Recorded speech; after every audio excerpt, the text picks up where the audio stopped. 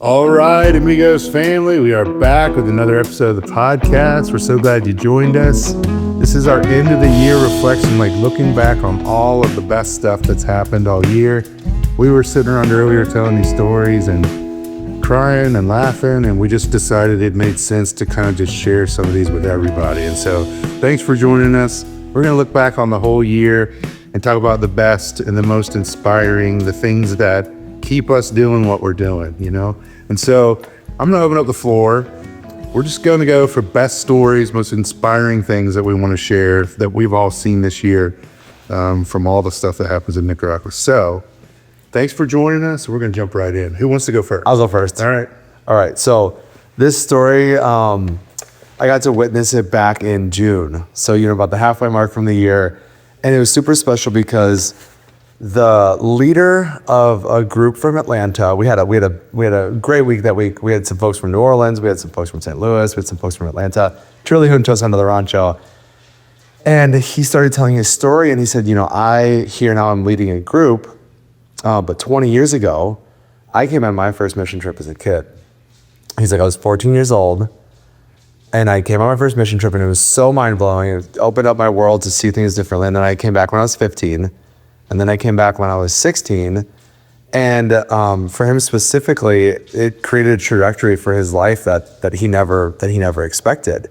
So he's sitting here telling the people that go to his church now, the church that he's leading, that like, hey, this was a part of my story, and it's changed everything for me. And so people were all super engaged and listening, and my mind was blown, and I kind of saw myself in that a little bit as well because I was a kid when I first went. And so then to connect, what I was even more inspired by is during his first trip, they went to the community of Miguel Cristiano. And Miguel Cristiano has a long history with Amigos. It's one of the first communities that we were able to serve alongside of. And we go to the community, and this person, Father Jack, he's all grown up, and he's got his church, and he's got his friends here now. And we go to Miguel Cristiano, and they're also all grown up. They have graduated from Plan 7. And we all sat there under this tree right outside of a home and just talked about how our lives have been transformed in this continued transformation of stories that started years ago. We never would have imagined how they were now. And he was telling about the kids that he met, and his kids are now adults, and the kid that he was, and he's now an adult. And I think it just created this sense of like, wow.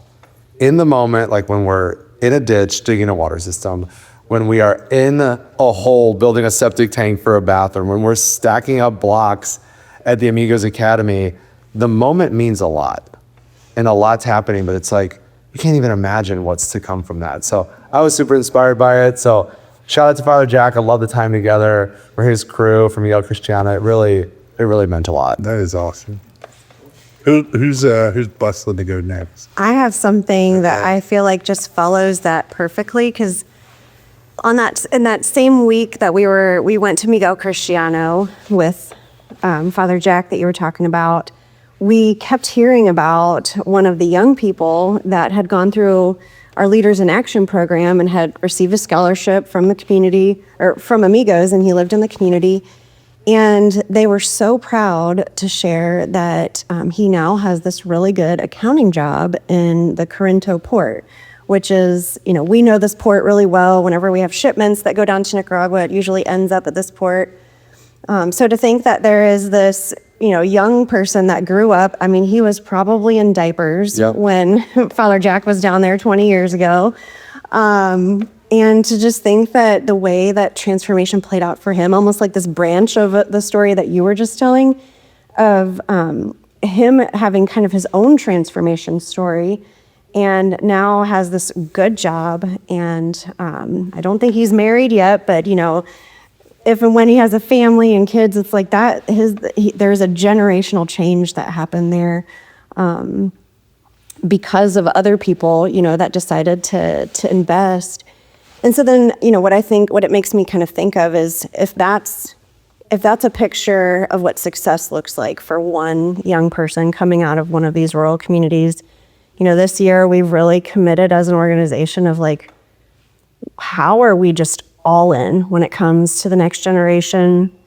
We've had a lot of people come down and serve at the Amigos Academy this year, and we've got this middle school that's in construction and will future high school to come, and just this extra focus on, we've always focused on that primary school age, but really like how we fill the gap for our teenagers and really walk beside them, whether it's out at the Amigos Academy through middle school, or even that Leaders in Action scholarship program that we have that serves so many different students out in rural communities.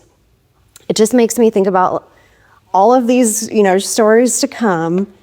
And there's one little girl in particular that stands out to me that I've spent a good bit of time with, on my visits throughout this year. Her name's Kimberly. She's a 4th grader at the Amigos Academy. And, she's had a really tough few years of her childhood. Her dad has never been present.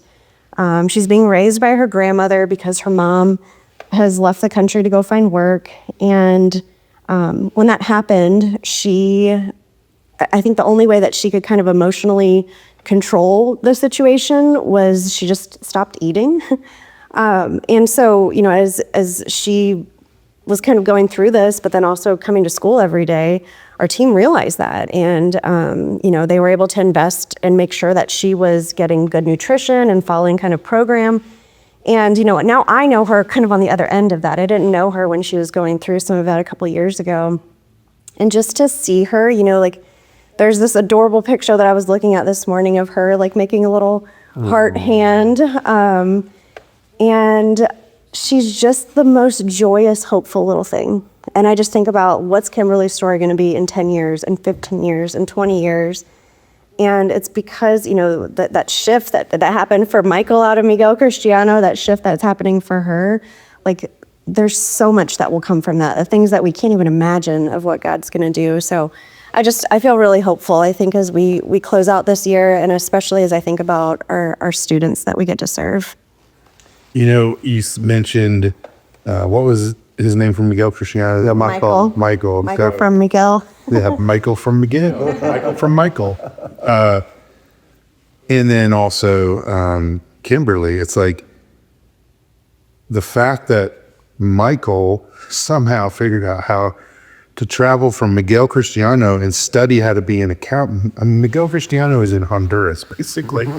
And then you're talking about hours and hours every day of traveling if that's what he was doing. And then, but the point is Michael, you could just look back, and then Kimberly as well. It's like, if they didn't have the school, if they didn't have clean water to fall back on and rely on as sort of the backbone and foundation of all this, that's what made stuff like this possible. I'm not saying no one can do anything without clean water, but that's what we're talking about. We're talking about 10 years later, the fact that he never had to go get water.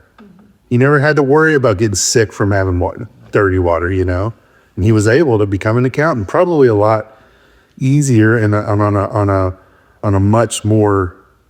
a path that just was easier for him because he had all that stuff. And the same with Kimberly too, but that's pretty cool. I just want to add one thing to that, we talk about it all the time where the first step is water. And for me personally, that's what I always actually think about is education and how water does equip you to have the time to then pursue education. So I love that story. I guess my story is, it's a little bit different. It actually focuses a little bit more on the Amigos family stateside.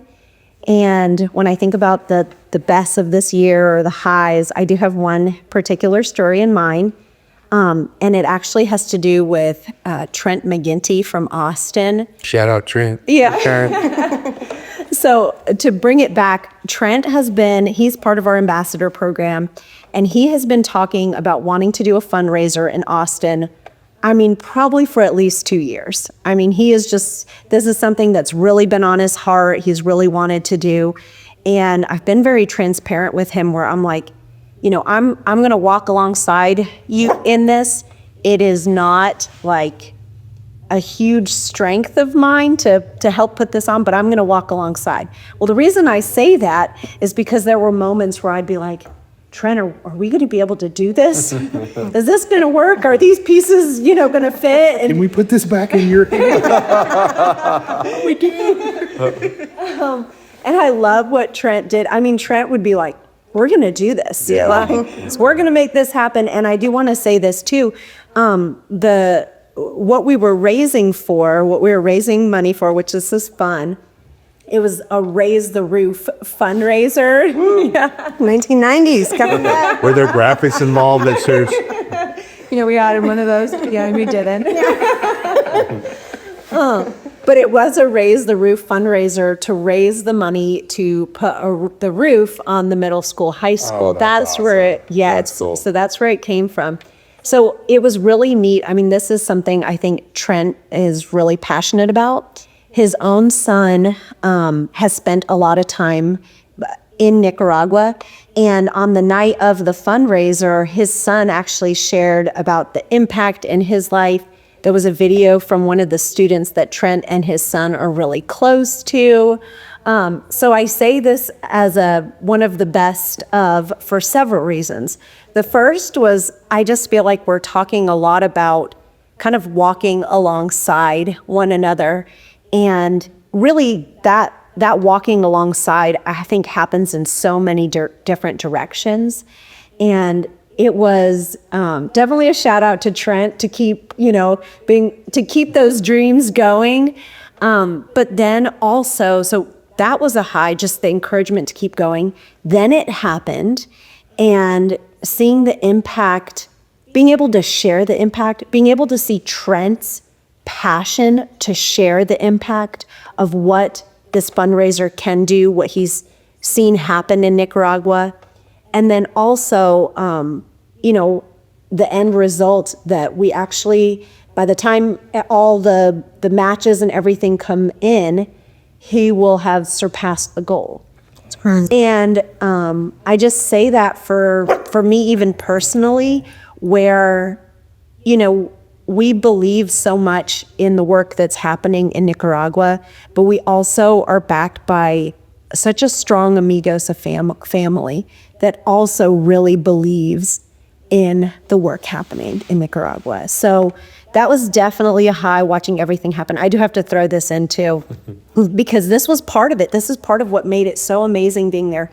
You see all the work that Trent put in, his son was there early to help set up, do all this thing, but his parents were there.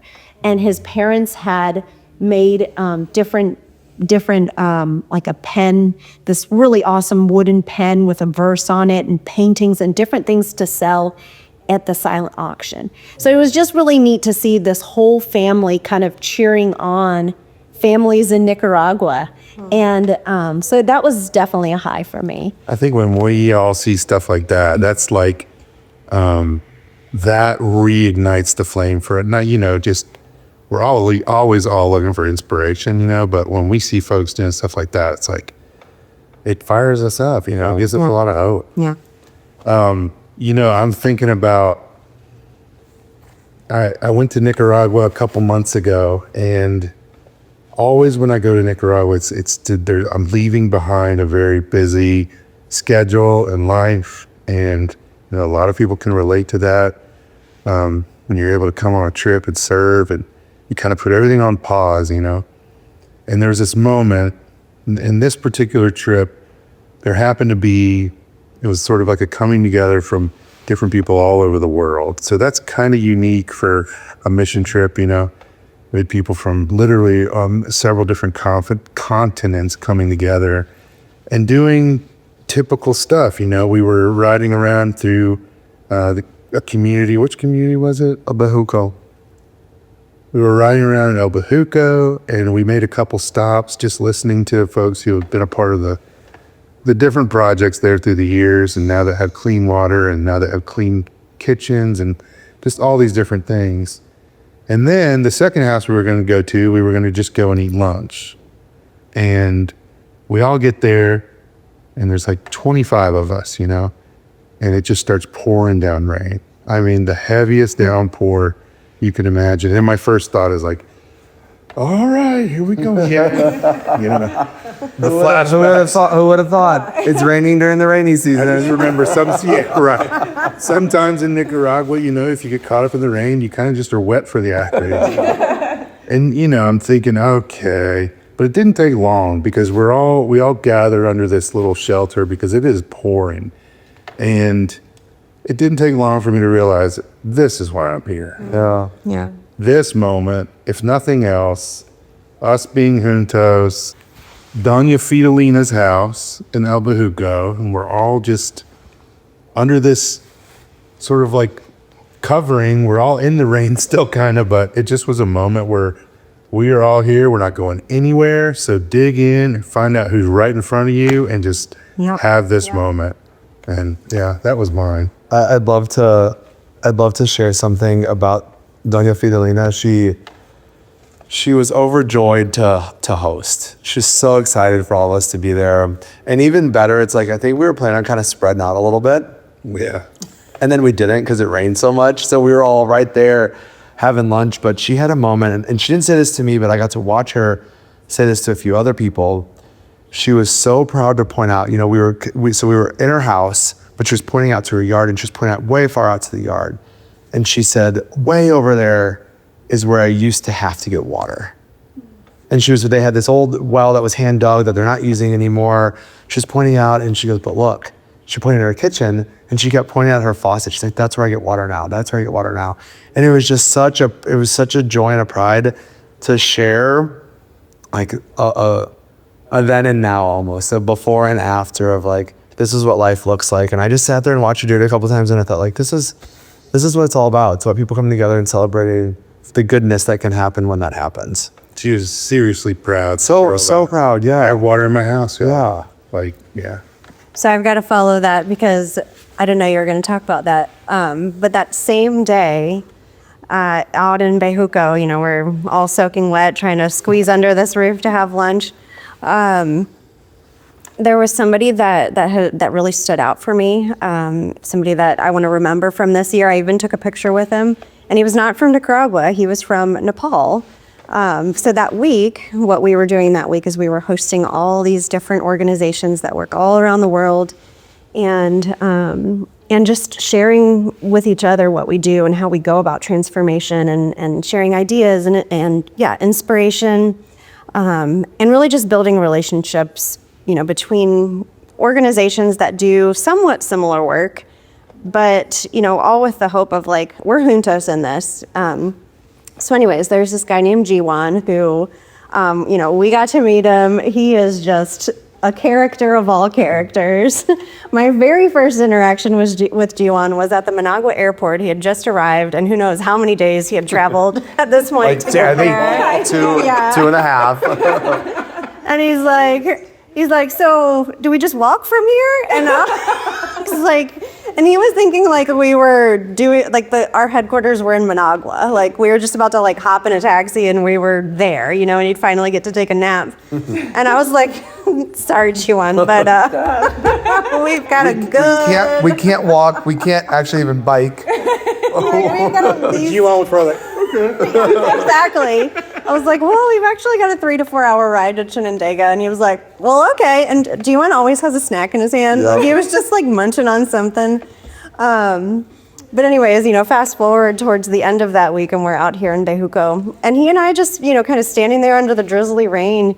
He was just like, I'm never going to forget this. And I had the same words coming out of my mouth at the same time of just like how God would do something where all these people would come together and we'd be sitting out in the middle of nowhere, Nicaragua, just laughing our butts off. You know, the whole plan for the day just completely out the window. Plan changed. Like, this is it. But it's just so unforgettable. And now I think about, you know, what he does in Nepal. It's kind of like a business mission. What is it? Business as mission. And that organizations that he supports in that area. And I feel like Amigos does, we are going to do what we do better because of him. And I think he would say vice versa, you know? So I think about like how God puts all these stories together. It's not just the Amigos family, and when we get to serve in Nicaragua together, it's not just communities out in Nicaragua. There's these branches of connections that are happening all over the world at this point. I do want to say one thing off of that. I love what you said, Kristin, about how like we're going to do what we do better because of him, and we hope likewise that will be the case, and it seems like it would be. I feel like that's just such a theme that I feel like is interwoven throughout the Bible, but like interwoven through Amigos, just the idea of a body that has multiple parts and that each of the parts need each other. And when one part of the body hurts, the rest of the body hurts. And just that, honestly, that unity of being of the same body. And I just wanted to share too, this was something that just was really apparent also when doing the tour this past year, where it was like, we went to 10 cities. There were multiple events, and we don't have bases in 10 cities. That's not the case. So there was this huge reliance on church partners, on individuals in each of these cities. And I think one of the things that kind of always stood out that I thought was really neat was just so many people reaching out and saying, can this person, when can I see, can we have a meal? Can we go on a bike ride? Can we do, anything? And we felt very supported. And again, it just brings me back to the picture of the body, that all of what we're doing, we're not in it alone. And as much as we can contribute to others, but we're also recipients of that contribution, but that we are part of a larger body, and the richness that comes from that. So it doesn't surprise me, but the Amigos family loves so well. You know what I mean? Like you say, there's folks coming into a city, and it's almost like, they received us even better than we received them in Chinandega. Really cool, and not surprising at all that there were people everywhere that wanted to do so much and host our folks. But it was really cool to be able to experience that on the other end, Yeah, absolutely. So those are some fun stories, right? We could sit here all day. So instead of doing a 2-hour podcast, let's We're gonna do a 3-hour podcast. Let's run through some rapid questions. Okay. We'll end with some of these, because these will be stories too, okay? Iris, who's one person that stands out from the whole year? I got to visit a girl named Junielke that I knew when she lived in Villa Catalina and was 5, but I got to visit her now that she's 23 or 24 and she has a baby. Wow. Do you feel old? All right. A moment you would relive, Kristin. I think the last morning of our team retreat from this year, we, as a whole team, decided we were all hands in the middle on a new vision statement, and it has inspired so many things throughout the year. Okay. All right, Danny, one person who stands out. All right, I had a just absolutely beautiful encounter with a lady named Telma. She was born in Panama, but lived most of her life in the U.S., and she was on a mission trip with us, visiting us from Atlanta. And it was one of her first experiences back in Central America after having moved away many years ago.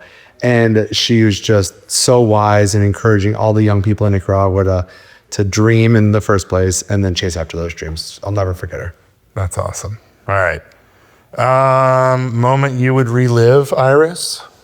The moment I would relive would be when we got to serve in Asheville after their hurricane that happened a year ago, which very much had the landslides and very much kind of, they're doing the house rebuilding and stuff like that, which we kind of did similar. The team jumped in and actually helped them. Yes, we actually jumped in. There was a home that we helped put in the insulation for and did a few other things. So Oh, that's awesome. That's really full circle. Okay. Let's do this. One word to describe the whole year.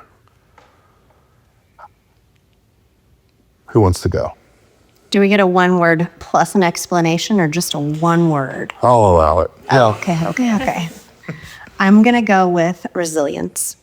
I see it in every way possible in the communities where we work and students that we serve and the businesses that we invest in.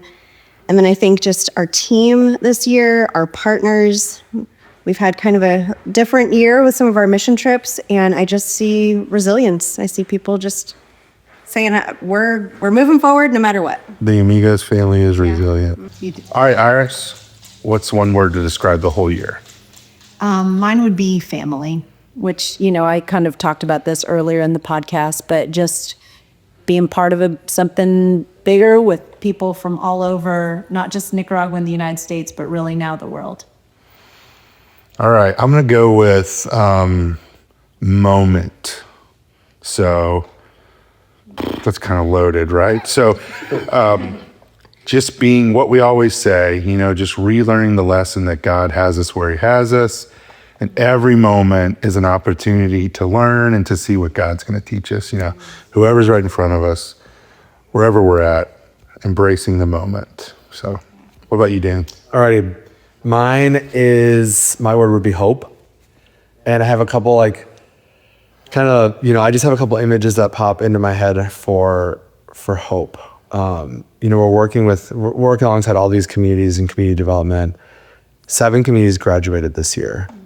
It's like the hope for what's to come. I think about our kids out at the academy who are about to graduate from 6th grade, finishing up primary school, that they're gonna be the first ones ever to start 7th grade at the academy. There's so much hope in that. I think about the farmers that we're lucky enough to partner with and how they, for the first time in a long time, maybe ever, are finally feeling like there's a little more cash in their pockets to invest in their families, and they're able to employ people. There's so much hope in that. And I think for all of what we're doing, I shared before about this idea of continued transformation, stories that started years and years ago, and we're seeing the fruits and we're seeing the stories. And I think the ripple effect that is happening from that just creates this sense of hope and this feeling of the best is yet to come. That's awesome. Well, Amigos family, thank you for joining us. We love telling stories. We love getting to reminisce about all the ways that God is transforming our lives and the lives of all of y'all and everybody that we serve in Nicaragua. We could do this for hours, but thanks for joining us. We are so thankful for you this year. Thank you for partnering with us. It's been an incredible year. We will see you very soon. Bye. Adios. Adios.